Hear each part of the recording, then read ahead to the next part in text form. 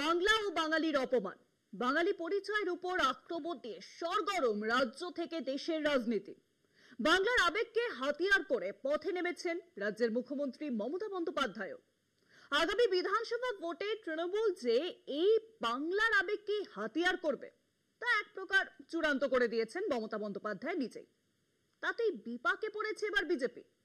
একই বাংলাকে বাগে আনতে হিমশিম খাচ্ছে বিজেপি।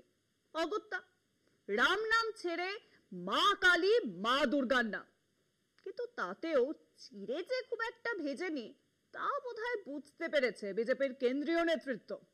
এবার এই পরিস্থিতি সামাল দিতে কেন্দ্রের তরফে বাংলার একজন পূর্ণমন্ত্রী ঠাঁই হতে পারে মোদির ক্যাবিনেটে।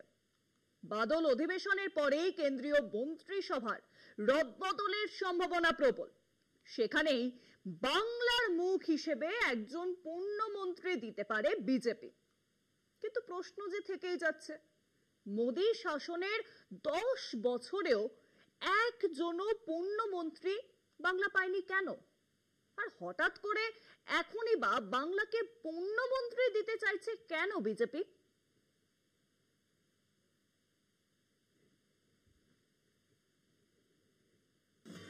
কেন্দ্রীয় মন্ত্রিসভায় বাংলা থেকে পূর্ণমন্ত্রীর দাবি ক্রমশই জোরালো হচ্ছে।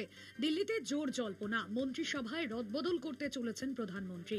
বঙ্গ বিজেপি দাবি করেছে বাঙালি অস্মিতাকে হাতিয়ার করেই তৃণমূল কংগ্রেস একতরফা আক্রমণ চালিয়ে যাচ্ছে। সেই হাতিয়ার অনেকটাই নিষ্ক্রিয় করা সম্ভব বাংলা থেকে একজন পূর্ণমন্ত্রী হলে। টানা 11 বছর মোদী প্রধানমন্ত্রী, কিন্তু আজ পর্যন্ত বাংলা থেকে একজনও পূর্ণমন্ত্রী হলো না। সে কারণেই বঙ্গ বিজেপির তরফে জোরদার দাবি উঠেছে, রাজ্য থেকে কাউকে এবার পূর্ণমন্ত্রী হতে হবে। এর ফলে বিধানসভা ভোটের আগে দলীয় নেতাকর্মীদের মনোবলও বেড়ে যাবে অনেকটাই।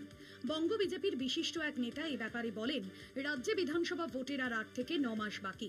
তৃণমূল বাংলা আর বাঙালির হাওয়া তুলে বাজার গরম করতে চাইছে। তৃণমূল বোঝাতে চাইছে বিজেপি বাংলা ও বাঙালি বিরোধী। এই প্রচার যে ঠিক নয় তা বোঝাতে কেন্দ্রীয় সরকারের এখনই এই রাজ্য থেকে একজনকে মন্ত্রী করা প্রয়োজন। একমাত্র সেই পদক্ষেপে তৃণমূলের প্রচার ভোঁতা করা সম্ভব। বিজেপির একাংশের ধারণা, দলের শীর্ষ নেতারা এ বিষয়ে ইতিবাচক সিদ্ধান্তই নেবেন। গত 11 বছরে বাংলা থেকে বেশ কয়েকজনকে মন্ত্রী করা হলেও তারা কেউই পূর্ণমন্ত্রী নন।